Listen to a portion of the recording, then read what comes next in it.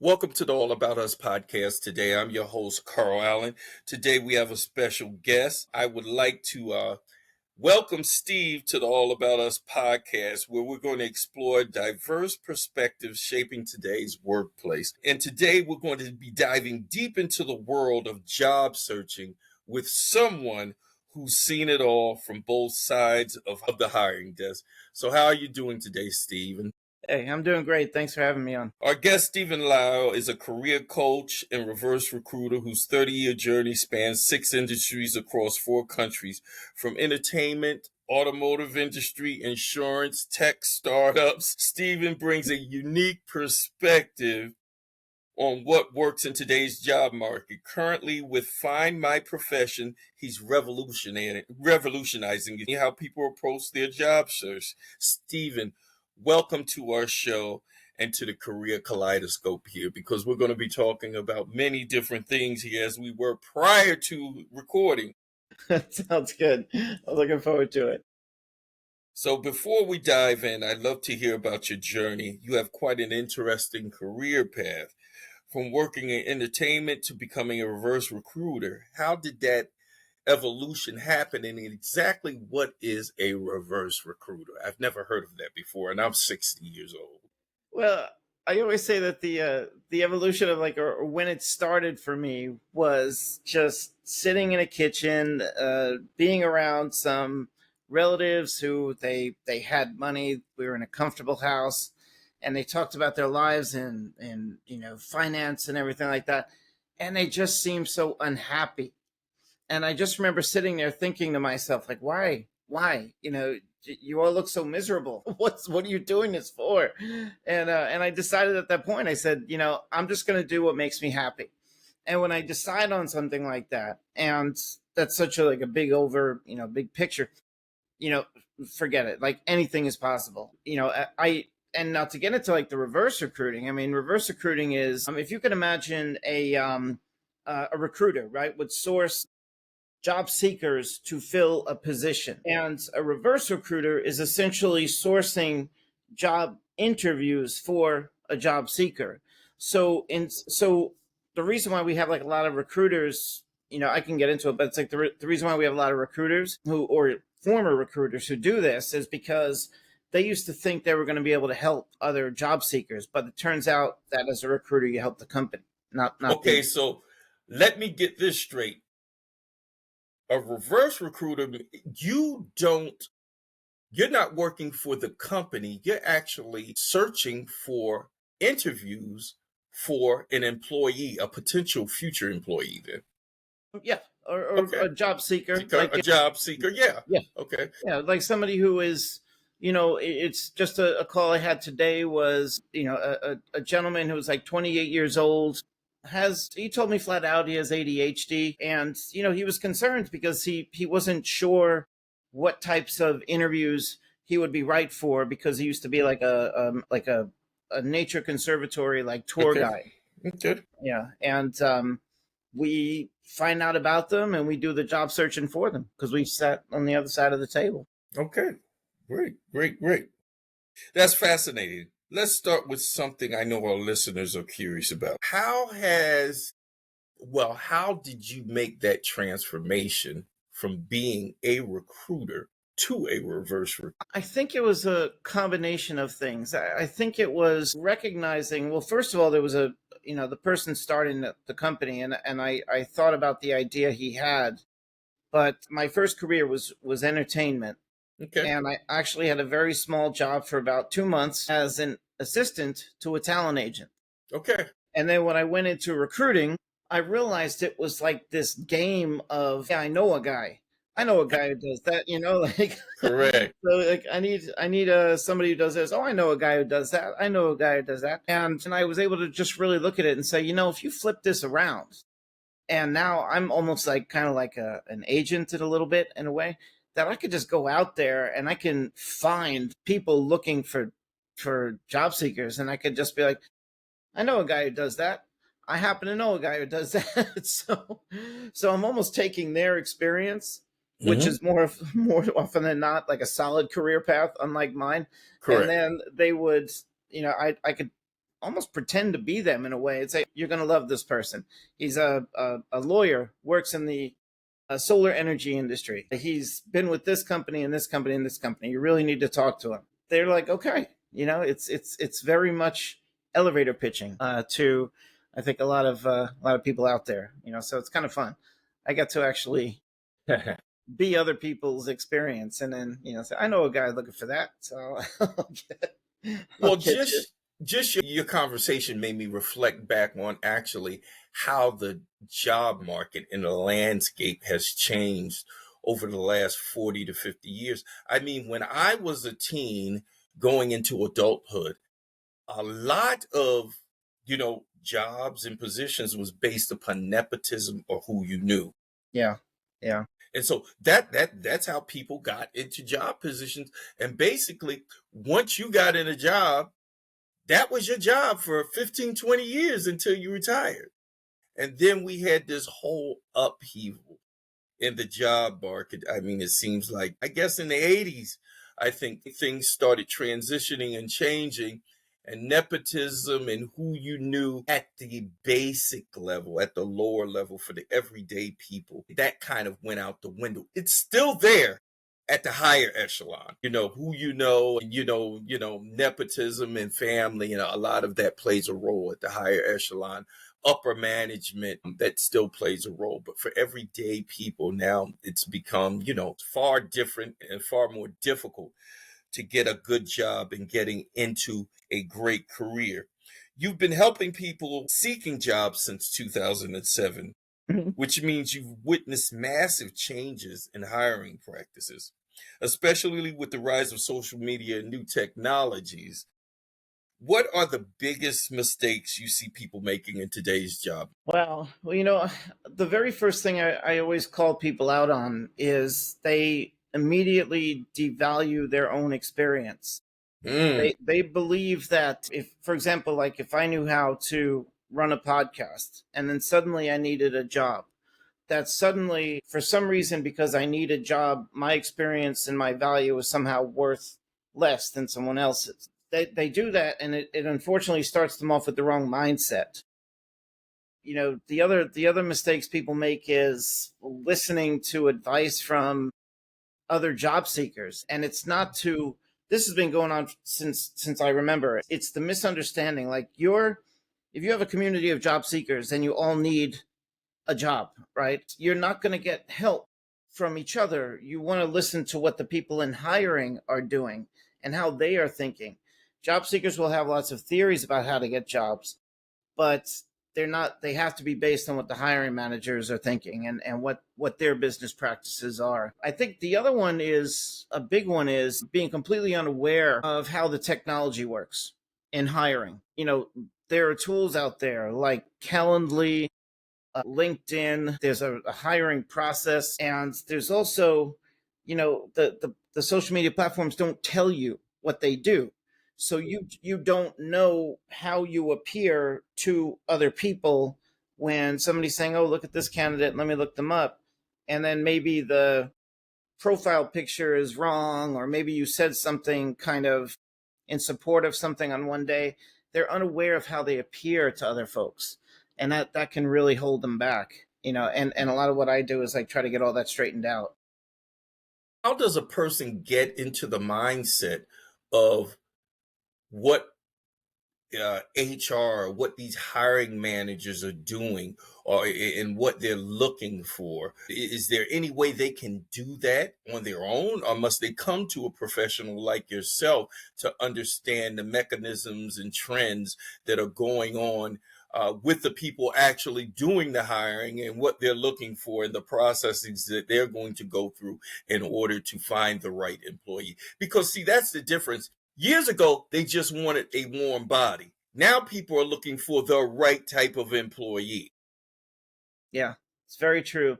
They do that where it's if you can post a job and then have 500 to 1,000 people apply, where it all says that they can all do the same thing.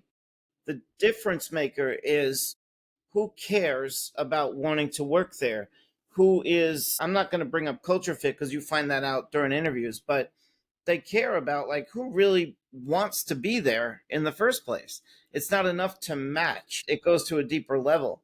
But for getting in the right mindset, I think people defeat themselves when they walk around thinking like, I need a job. I need a job. And think about this. Like if you ever worked with your dad on a car or something like that, and you walked out and you'd say to him, "Oh, hey, what are you working on? Can I help you with that?" And your dad would be like, "Yeah, go get me something to drink, whatever." But you felt like as a kid that you were helping him, but you did start to work. That's actually what works nowadays, because it's the idea of don't go around saying to people what you need. Go around to them and say, "I love what you're working on. Would you maybe want to work together on it?" That's really what I think they look for, are people who want to actually be there in the first place. Engage. Yeah. Yeah, it really is a big deal. It's like the value you bring to the table aside from what has been posted in the job. Most Well, job it's, postings are, copied from other places anyways. yeah, and once again, and it almost always seems like people are not interested in helping those who are in dire need. I mean, you have to approach anything with some type of self confidence, a level of interest, and a level of purpose. If you're like, "Oh, I'm willing to do anything, I just want any type of job, is there anything?" They're not going to be interested in. Yeah. No one hires you for being able to do anything. They hire you for being able to do what they asked for. Right. You don't get a job by going into an interview begging for Right. a job. Right. It's and I think even too sometimes believe they sometimes don't even understand what begging is. It to tell someone that you're qualified for a job is not to beg. To beg is to say, I don't know what I'm doing. I'll just put me in any kind of job. Put me in a mail room, or put me in this position. I'll just do my best. That kind of thing. Like having an emotional argument for why you should be hired, but not um, a logical, strategical one. You know, it's it's tough. I see the people on the streets with the you know open to work sign. But you know what they should be saying on those signs? They should be writing, they should be writing, "I can do this for you," and then write out every single little skill that they have and tell them how much they'll cost. Because you know what that does? The person now doesn't feel like they're saving anybody. No one likes to feel like they're saving people. It's Right. too Yeah. much, weighs too much on the soul. And I once again, that was one of the messages. I guess that's what I was trying to say. Do not go into a job presenting yourself to an employer like I need you to save. Yeah. That's shooting yourself in the foot. Yeah. It's I when you're saying that, I'm thinking like what's running through my mind or people I've talked to. It happens. It happens quite a bit. Happens quite a bit. Now with me, do you know how I landed most of my jobs? How'd you do that? I went in with more questions concerning the job, the company, than the actual interviewer had for me. They felt like they were on an interview. Yeah. And then sometimes I had more knowledge about the particular job because once again I'm a scientist than the person who was interviewing. And so once you're able to engage with them on that level and you're asking questions, you're interested in particular specifics. And it's not just, am I a good fit for your company, but is your company and is this job a good fit for me? I'm interviewing you too. Right. Right. They find that interesting actually. Yeah. They do, and it shows that you also have something to bring to the table because you knew enough to ask questions. That's not it's not let me sit there and then interrogate me. Right, exactly. Well, you're engaging, you're part of the process. Now, COVID really brought something in which I never expected.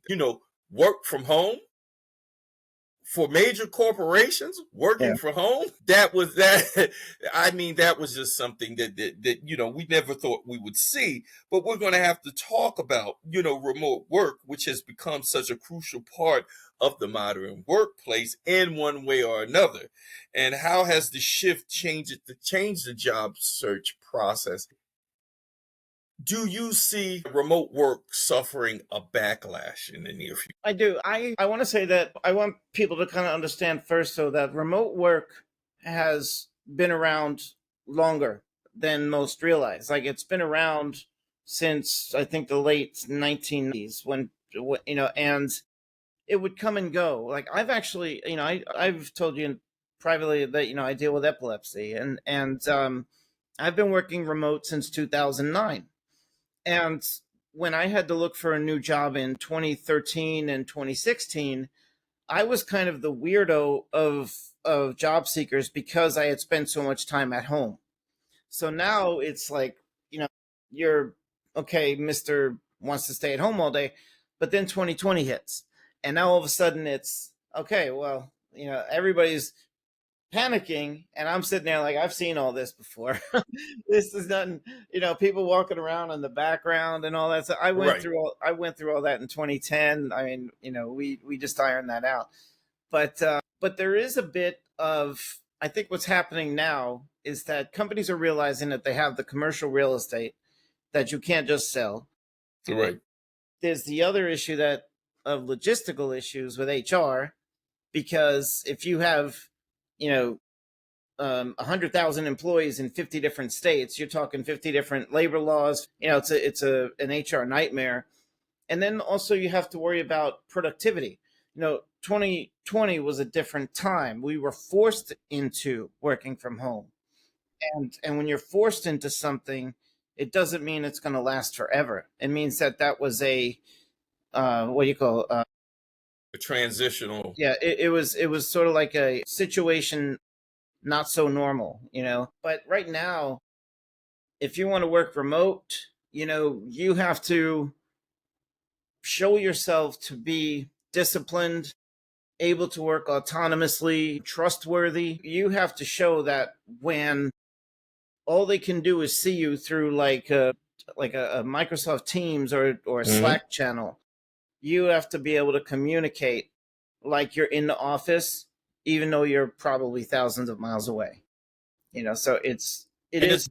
it's hard for a stranger to convey that, as a job seeker to a new employer because I have to trust you, someone I don't know, that you're going to be sitting at home working instead of watching TV out at the park throwing a ball or in a bar somewhere having a beer. So it's a challenge. It's a challenge on Yeah. both ends. And when they, the I think the reason why the return to work movement started to happen was they started to pick up on where people were working from because of the IP addresses. They were recognizing security issues, productivity and creativity had dropped. And they're just saying, look, we got this expensive building Mm-hmm. that we're paying for. What do we do with it? And they said, we got to get everybody back here. By the way, that did happen in 2013 as well. How? Yeah, it happened in 2013. There was the tech incubators that were popping up around the country, like Silicon Valley, Silicon Mm-hmm. Alley, Silicon Slopes, Silicon Desert, Silicon. There was like Tulsa, I think it was. Mm-hmm. They were just all over the place. And then, um, 4 years of working remote, they were realizing like something's missing here. People are starting to fade away. We're losing people. They're quitting and not telling us. They are disappearing for hours at a time. What do we do? And they just said, forget it. Let's bring them all back to the office. And that's I don't know. I don't know, but I've always worked very hard and kept a disciplined schedule because I'm protecting the fact that I have a disability. I can't be taking subways in New York. It's too loud for me and all that stuff. So. Okay. Now, one thing that makes our show unique is we focus on diversity of cultures, people in different countries. But now we're talking about careers. So there are diversity in career paths. You've worked with job seekers at various career levels and from different backgrounds. How do you adapt your approach to different career stages? Okay, now this is one of the most challenging things that I have to deal with because it involves bringing up tough discussions. And imagine you pay to use a service, and then I get on a call with you, and I start talking to you, and I start asking you challenging questions like, "What do you think is holding you back from getting hired?" And people will tell you things like related to all forms of bias. Like just name it, run the gambit. It just could be anything. And the thing I say is, it's like, bring it up, put it on the table, and then tell me exactly how you feel about these obstacles. Why do you believe that it's holding you back? And then after that, I actually give them sort of narratives to use to kind of show that what they're dealing with or what they believe to be an obstacle is actually an advantage. I'll talk about an example in a second. So the other thing I try to make them aware of is that they have to also share that narrative through technology, because what people in hiring do is that if they see something and they don't want to ask a question, they move on. I don't know. It was a study showed a few years ago 90% of rejections through applications happen on first impression. And I think to myself, all right, now I know what the game is. First Mhm. impression, it's got to be a good one. So I'll give you a good one. Somebody might live in Bogota, Colombia, country code 57, and then the full numbers on there. They want to work in the U.S. And, we have our climate in the U.S., right? Let's call it whatever it is. And somebody in hiring might see the country code and say, you know, probably not a citizen, move on. So all those little things, get the obstacles out of the way, become self-aware, and then create the narrative that is question-free and doubt-free for Mhm. navigating the technology so that you can get in the door and they can finally meet you. And if they finally do get to meet you, that's when you can just say, hey, look, because we brought it up, age doesn't matter, race doesn't matter, gender doesn't matter, all that stuff. Get it all off that out of the way. Just make it not a thing. I'm 51, by the way. Okay. I spent the majority of my acting career playing 17-year-olds. Wow. It was I grew a mustache and my agent dropped me. And you know, I've lost two jobs in my career. I'm not even playing around now. It's a true story. Two jobs in my career I lost because I wasn't a woman. Wow. They said to me, "We don't need social media managers who are older, 40-year-old men. People interact more with younger women." And I worked for the General Motors Auto Show for a little while as a trade show host, and they said, people coming to the trade shows want to see models, not, chubby little guys standing next to the car. So they said, we're going to replace you. And I said, okay. And I realized, like, there's just some realities to people you cannot change. And you know what? Bring up the obstacles, get them off the table, set up the narrative so that you get the interview. And then once you're in the door and they're interviewing you, from there, they can't do anything, because by that point they've met you. You know Well, what I mean? yeah, exactly. But it's interesting. It's very interesting what you stated concerning you lost two jobs because you weren't a woman. Because that's something that a lot of people don't think about. There's certain careers that are more geared towards men than women. Let me give you for instance. I decided in 2020 to get into the nonprofit industry. Guess what? Nonprofits are dominated by women. So when I engage with philanthropists or other nonprofit entities, I'd say 80 to 85% of the time I'm talking to a woman. They're used to engaging with women. And so I found that I was having an uphill battle. You know, if it became okay, them working with this nonprofit that ran by a man, or I'm speaking to a man, or a nonprofit that's a woman that I'm communicating with. Yeah. It went that way. And I'm not saying there's anything wrong with that, but what I had to do was adapt. I had to start bringing women in to actually run those areas of the company where you're interfacing with people who are outside, because that's what they're used to dealing with. And so once again, it becomes very important, if you can, to, just get some perspective on your career, and, how it's segmented and marketed, culturally and socially, because you can run into instances like that where, you put yourself in a position and you're not aware that there could be an uphill battle because you're not the right sex. I think you need to prepare yourself. It is something that we cannot control. We can control what we do, but we cannot control public perception. No, And no. we can, some believe, like, well, that's wrong, I don't want to perpetuate a certain thing. But when people tell me that, I say, then you have to start a company and set the example. You can't ask people where you have no power to change for you, because they're not going to do it. You're right.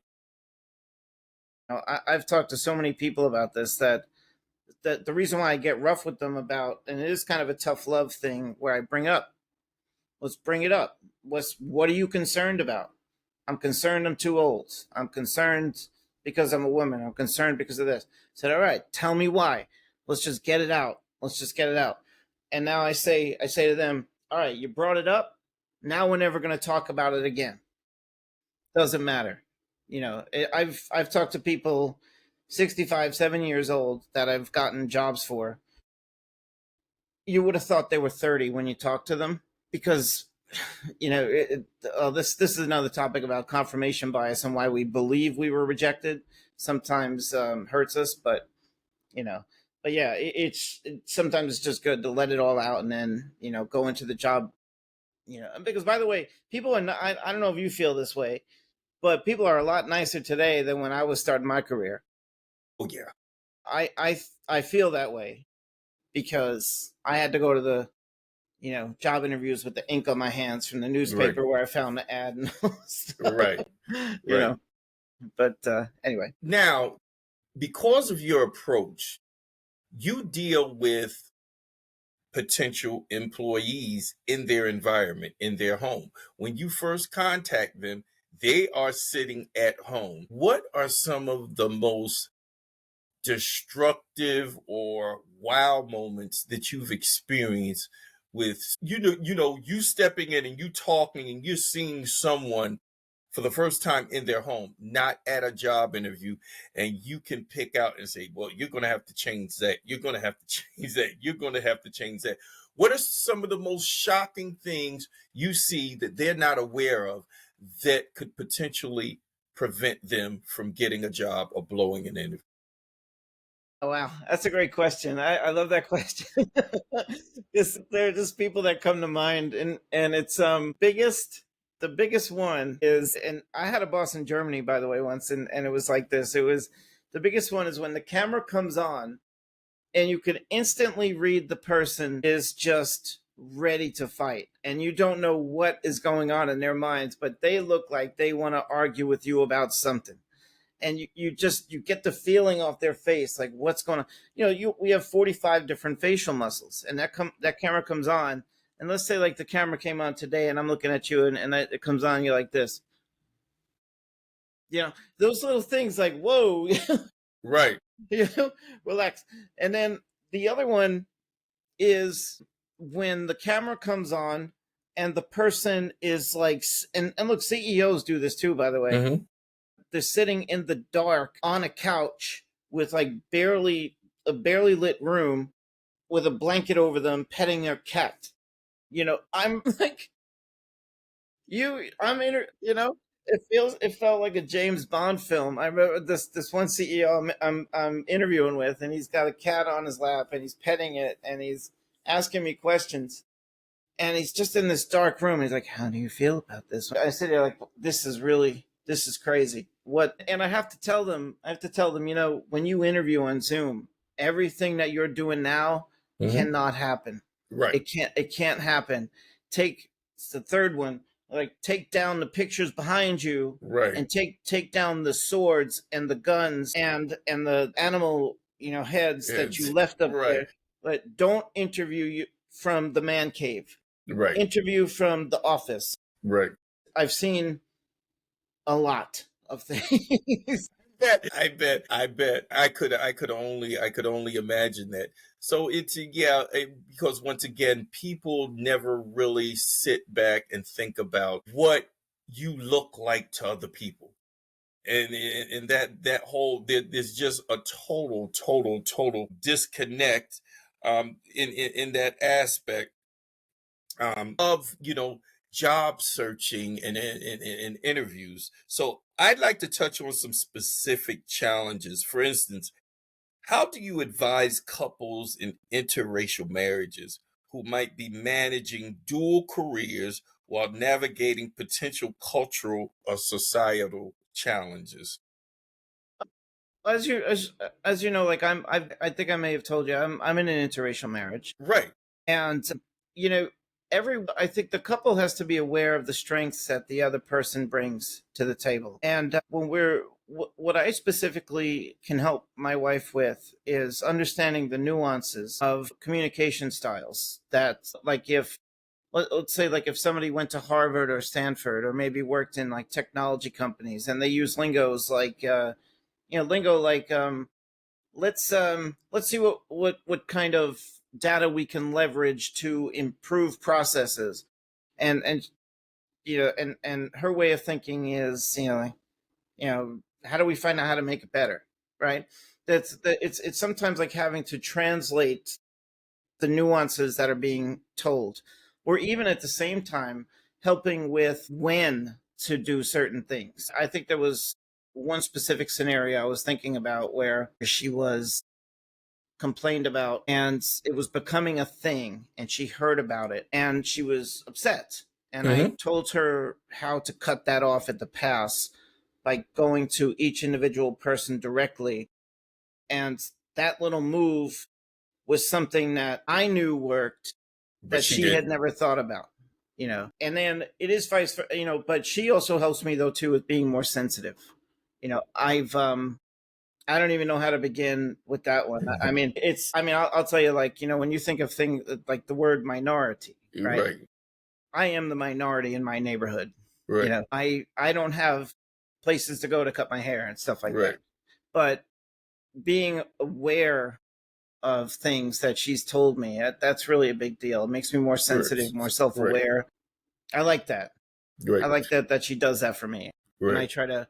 By the way, she makes twice as much as I do, and she's got a really good Well, she's well, got a really good career path going on. So I'm very proud of her. I tell her all that's the good. time, so That's proud of great. her. That's great.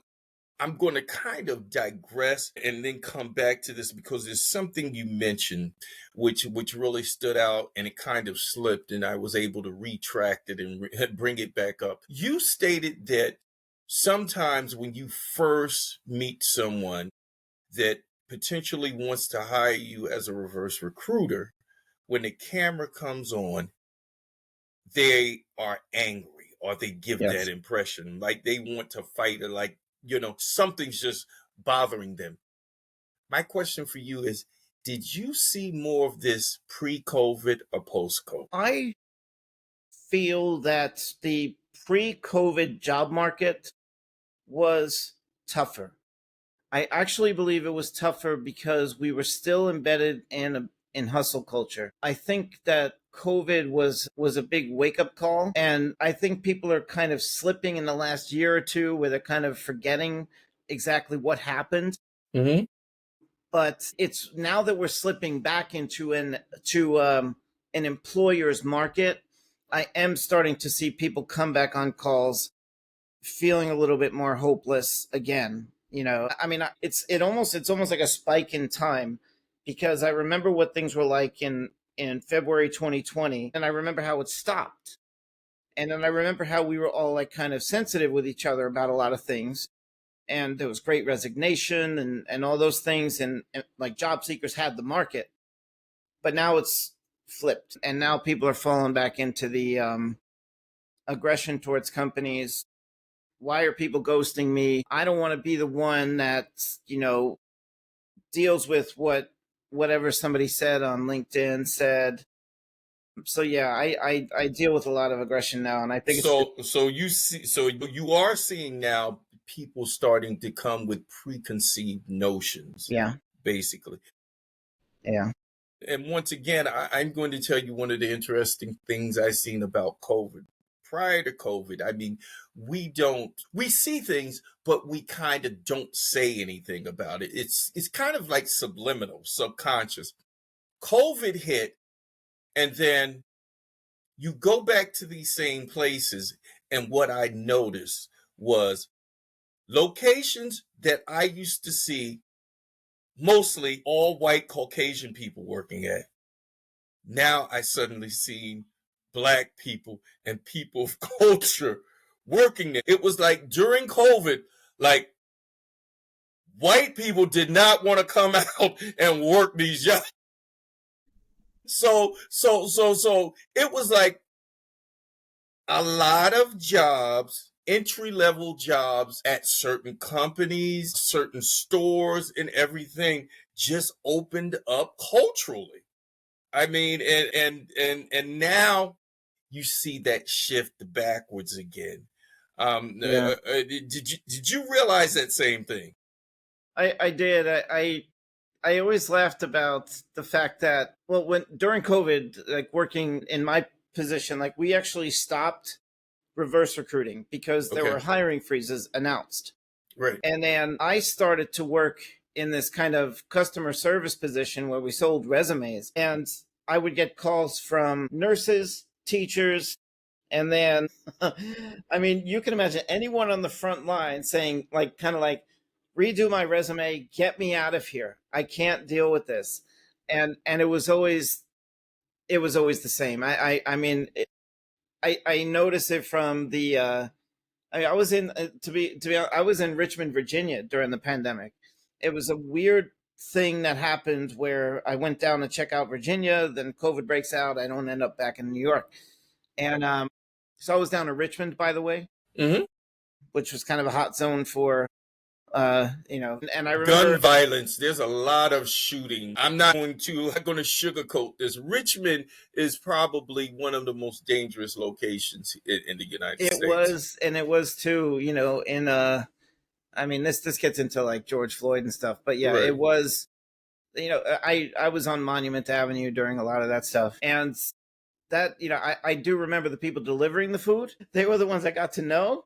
Right. because I'm just kind of like that. I just kind of, if I like a delivery person, I tip them well. I want to make sure that, and I would realize like, yeah, I'm seeing specific people, and then I just, I don't know what that is. I mean, it's all of a sudden like when all the mess ends, certain people resurface, and Exactly. they act like they had been through a lot, Right. but it was like, no, you weren't. Right. You hid. Now I want to go back to what we were talking about, the cultural differences, with multiracial couples, interracial couples, not multiracial, interracial couples, because I think there's something that, as indigenous people, it's never talked about. And when I was in college, it was the first time I heard about this. And you may have not have heard about it. Do you know what temporal time perception is? No, I've never heard of that actually. What temporal time perception is, it's indigenous cultures, whether you're African, you're American Indian, you're Aboriginal, you're Eskimo, whatever, in whatever indigenous culture, you've lived a life based upon days and seasons. So as you're planning your future only goes a couple of weeks or maybe into the next season. And so people of indigenous cultures have a very difficult time in many instances planning a path that's going to take them 2 or 3 years. If something isn't happening within 2 to 3 months, it's not real to them. Unless something's happening in 2 to 3 weeks, it's not real to them. So they just have this, it's more so short sighted vision instead of long sighted vision, where you can sit down and you can plot out something where, okay, this career path is going to take me 4 years, and this is what I'm going to have to do at this point, this point, this point, this point, and this point. If they're faced with something like that and have to, in most instances, draft something out like that, it's not real. It's not possible for them. Okay. And so that's that's something that I wanted to communicate in our thinking as indigenous people, coming from cultures going back 500, 1,000 years ago. We have to understand that our time perception um, impacts our ability to plan and structure our lives based upon the future. So you can't Yeah. get stuck in what's just good for me right now. You Yeah. have to also say, okay, this can't just be good for me right now and I'm paying for it tomorrow. So you have to say, okay, is this going to be good for me now, next week, and next month? If this is not going to be good for me now, next week, and next month, then maybe I shouldn't be doing this. And Right. see, this is not a short-sighted thing. This is in our DNA, and it's something that we have to overcome and we have to work against. That is definitely what you said there is very true. When I think about with my wife, I tend to be a better long term Yeah, thinker. exactly. I can predict what's going to happen 5 or 7 years down the road because of certain things that are happening now. And not a lot of people can do that. No. They only see 6 months into the future. Yeah, a lot of indigenous people, they can't do that. And I'm stating that because you have to be able to. We're at a time frame now that you have to expand your perspective. You got to be able to see further down the road than what most of them are looking at right now. Yeah, that's very true. Another important topic in career development professional is the topic of professionals with disability. Mm. What insights can you share about making the job search more inclusive and accessible for people with disabilities? This is a topic that hits home for me, and I want to just let people know out there, if you have a disability, that it does not make you less valuable. You have been dealt a card that you did not ask to be dealt, but it does not mean that you are incapable of complex thought at all. So it's, I like to point to people who come to me and ask me about this, because I've actually done some work with an organization that it's like workforce development for people with intellectual and developmental disabilities. And I've seen over that time, I've seen people who have used like a tablet with ChatGPT to speak for them. Some of them have used closed captioning on Zoom to be able to have full-on interviews, if they have hearing loss. Others who maybe use like a screen reader if they had if they did not have if they had a vision loss. Myself with epilepsy, working from home. There's another one out there where you think like somebody who's neurodivergent, who is somebody who's like a ADHD, and now people are starting to discover that if you let them be themselves, that they can accomplish way more than others can actually do in a structured environment. So I think it's the card that they've been dealt is that when you talk to some people in interviews, they're going to be seeing your disability for the first time in their life. And it's this thing like they should, of course, know. They should know something about it, especially if they work in HR. But some people start companies and they don't have much life experience. Right. And that almost demands that the person with the disability kind of be the very first friendly introduction into their world. That's very challenging to do. I've talked to younger who they would get so mad that how could the person not know what I need if I have this problem? And it reminds me of an anthropology course in college. If they don't know, you have to stop a moment and you have to explain, like, this is what I deal with. It's not a big deal. All we have to do is look at this. Now, in this day and age of technology, I think one of the toughest things people are going to have to do is realize that there is technology out there to assist you for when you go into job interviews, for when you career search. It's there. It's there right now. Just be aware. I'll use a personal example. Just be aware that not everyone is going to understand you. Myself, I did once have a seizure, epileptic, like grand mal seizure, which is the ugly one that I think most people are aware of. Right. I had one during a job interview. Wow. And that was intense because the person interviewing me was a woman who was about half my age. And I remember seeing her face like get very scared. And then the next thing I knew, I was on a gurney. She was there. She had called the hospital. And I remember telling her that, I said that I was still, swear to you, I'm on the gurney. And I turned to her and I said, I'm still very interested in the job. The paramedics started laughing. I mean, he thought it was hilarious. But that's what I kind of did. I kept a sense of humor about it. And I just let her know, like, look, I'm so sorry that this happened. It was, I hope I did not scare you. I said, if you ever want to talk to me about what you saw, let me know. But it was, it sucks because it's hard to put it that way, but it sucks because like I'm the one with the problem and you think like, well, why do I have to be the bigger person?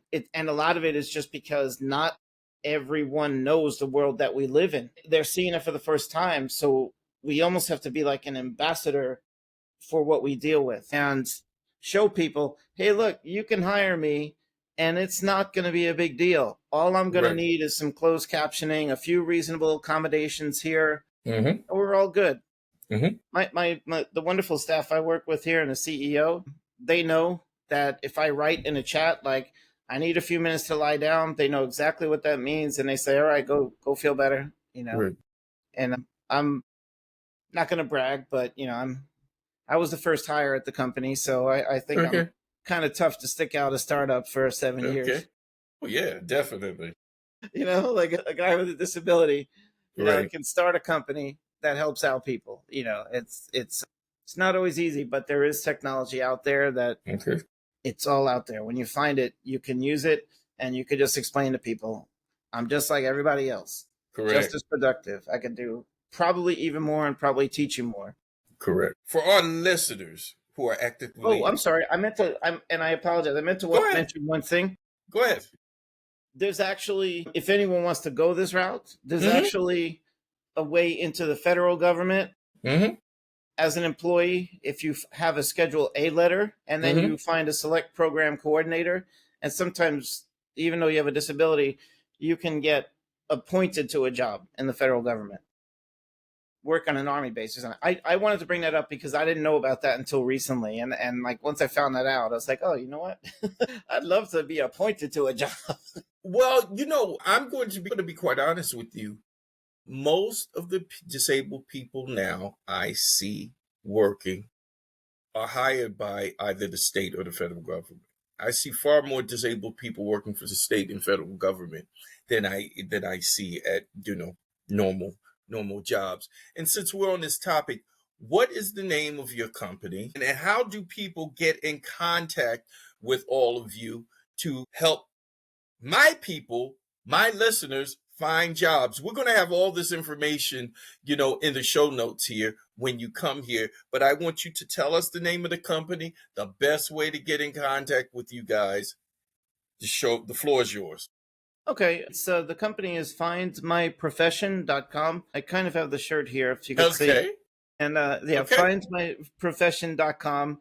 I do my own branding on Zazzle, by the way. They don't want to, they buy me the things, but I'm like, I want to make a different shirt. But findmyprofession.com. We could be reached through the phone number on there, the live chat, and also What is that phone number? And I should know that, right? That'd be really good if I had that. Yeah, it is. Take your time. That's the thing with the internet, right? Right. You These can cell kinda, phones, these cell phones. I mean, we don't remember numbers anymore. right? I still, it's a weird thing. There's 5 different ways to say hello nowadays, You're so right. it's easy to forget. The number is 831-888-0967. Mm-hmm. And you can also find, I'm very proud to say we're kind of like a very human company. Mm-hmm. So we don't hide behind tech layers. Right. So you can find me on like LinkedIn, Mm-hmm. and we're also on like Instagram and I believe Facebook and I think TikTok as well. Okay. I hang out on LinkedIn a lot, so that's where you can always find me.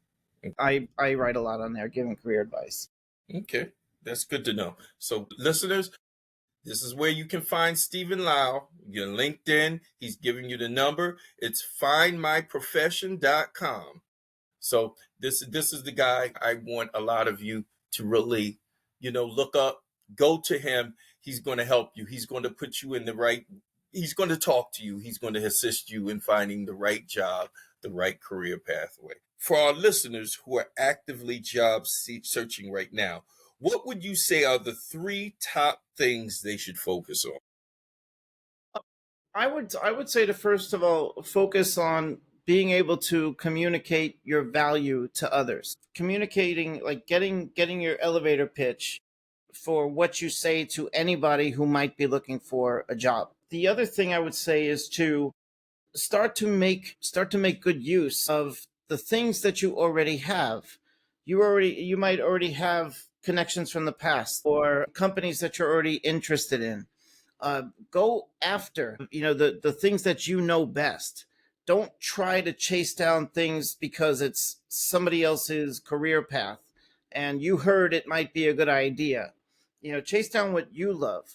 Don't chase down what somebody else loves and what somebody else had success with. And I think the third thing I would really say for somebody who's job searching is, this is a big one. Reach out to the companies where you actually care about being there.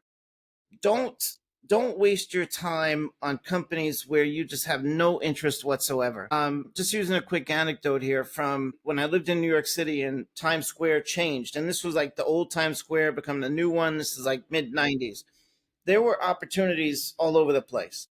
And I remember there was like an MTV, there was an ESPN, there was like a Disney store, there was a Virgin Records, that was my thing. I said, I got to be in the middle of this. Don't go into financial services because it just seems like the thing you were told you should do while you were in school. You're going to have so much more career enjoyment, so many more rewarding experiences by following by addressing the companies that you want to be a part of. Well, it goes into our discussion before we even started the podcast when I was talking about it doesn't matter how talented you are in something. If you don't like what you're actually doing, you're going to have a difficult time being successful. So, yeah, so that kind of keys in on that. Well, now we're going to go into that part of the show, which we call flip mode, where you get to ask me three questions. Okay. So I'm ready for your three questions. All right. This is now I do these things for Find My Profession called career discovery calls. Mm-hmm. And sometimes I like to ask people questions to catch them off guard a little bit, just to learn about maybe what they would like to do. Okay, now, have you ever seen the film The Matrix? That is one of my favorite. Okay, so as you know, maybe if you remember in the film, he sits in the chair and they put the thing in his head and they're able to upload programs. It's called jacking. Yes, for him to learn a new skill. Mm-hmm. If you had that capability, what new skill would you want to learn right now? Ooh. See, that's a tough one. I mean, the skill I would want to have is the skill that jacking gives you, instant recall. Okay. Okay. I think so I always like to ask that question. Like somebody might say, I always wanted to learn how to, and they would say things to me like I always wanted to learn kung fu. Well, see, the big thing with me is, and what I've learned in life is, a mistake is a big mistake when you don't realize that you've made a mistake. I mean, there's sometimes you make a mistake and you can't recover from it. But there's sometimes in life where you make a mistake, and if you immediately realize you made a mistake, then you can step back.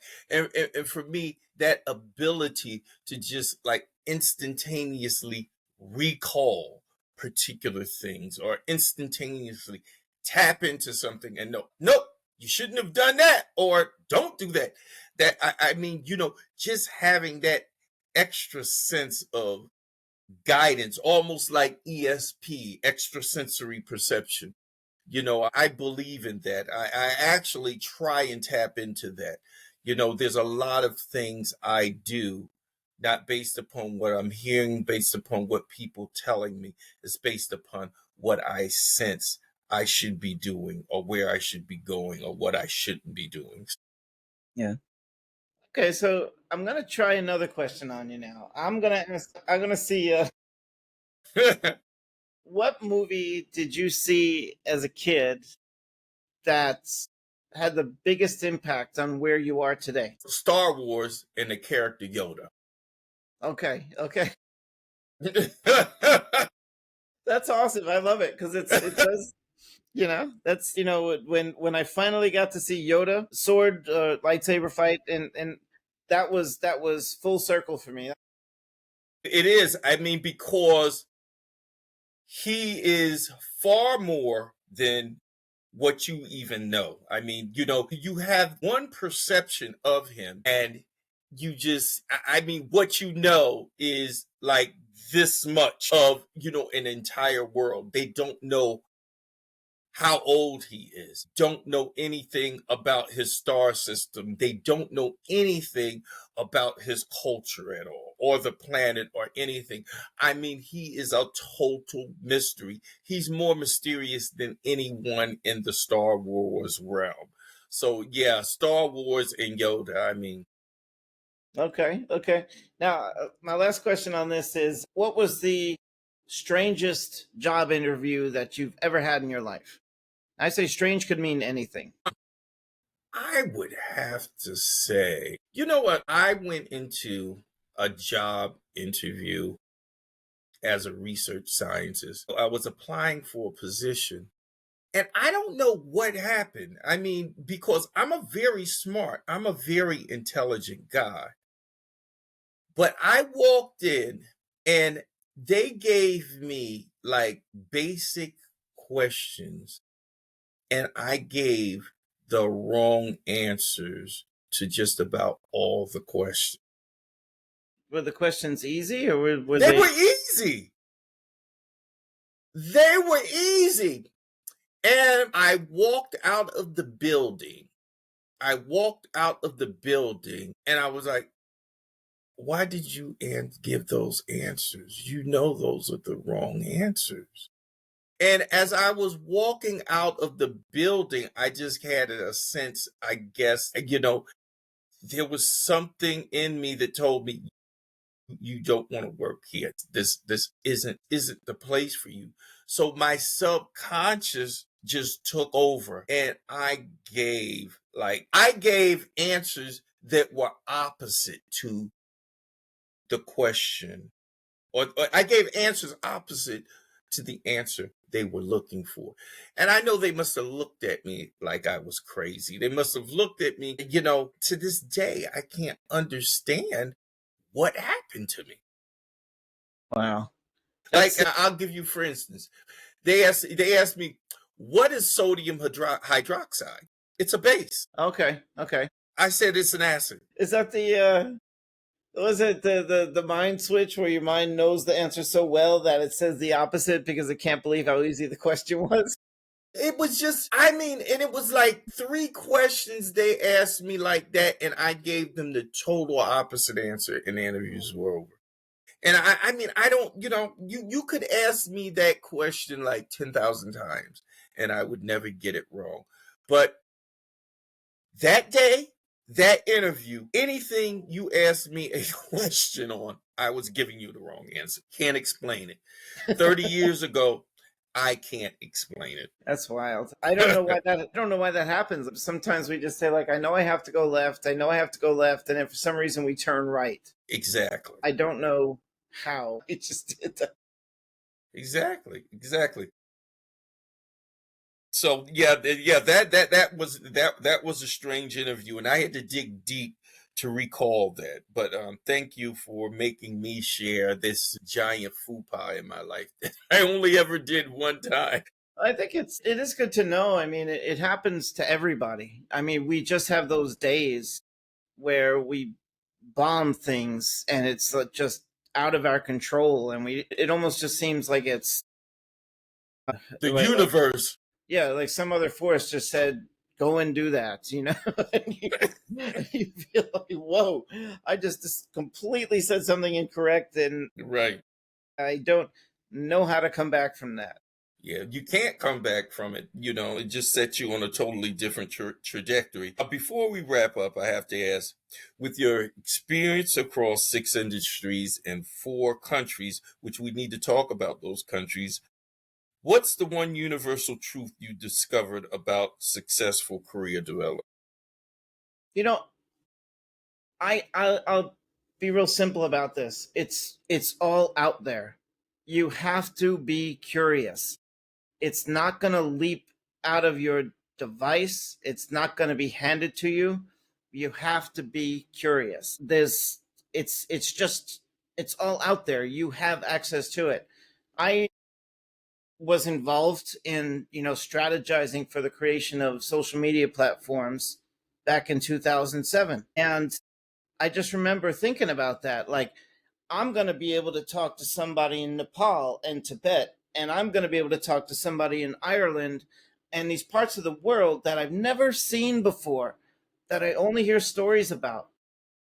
And I can work with them. I mean, that mindset is amazing, but you don't discover it until you get curious. And it's all out there. You just have to keep looking and searching and searching. Not running a campaign, tracking conversions. No, you have to be searching and being curious. Well, Steven, this has been an incredible, insightful, fun experience for our listeners who want to learn more about your work or connect with you. And I'm just so happy to have you as a resource for our listeners. Once again, the information to connect to Steven Lowell and his company will be in the show notes of this podcast. Once again, can you give us the name of your company, Steve? Sure, it's Find My Profession, and at findmyprofession.com. We can be found obviously by that website, but also we're quite active on LinkedIn as well, as that is a good platform to be on for businesses helping with people's careers. I want to thank you so much for sharing wisdom for us today, with us today, not for us today, with us today. Our listeners are really going to be impacted and blessed by everything which was communicated today. Listeners, don't forget to subscribe. Reach out to me if there's anything you need, any way we can help you, contact us, and reach out to Steven Lowell if you need a job. This is the All About Us podcast signing off. Have a good day.